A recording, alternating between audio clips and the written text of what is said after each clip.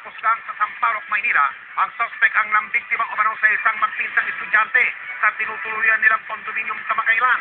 Si JP Soriano, naka-alerto 24.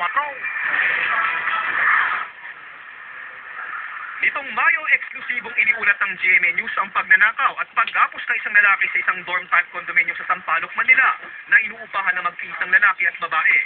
Kwento ng biktima noon, bigla na lang daw pumasok ang suspect sa kanilang dorm at agad nanutok ng patalim.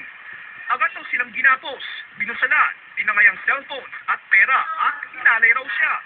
Nakuha na ng artist sketch ang suspect na sinasabing leader ng Gapusga. Matapos ang mahigit isang buwan na aresto ng MPD Station 4 ang suspect mula sa artist sketch, kinilalang si Gilbert de la Cruz. Iba na ang estilo ng buhok niya, pero positibo pa rin siyang kinilala ng babaeng biktima. Nahuli ang suspect sa kanyang tinutuluyan sa isang liblib na lugar sa Sampaloc.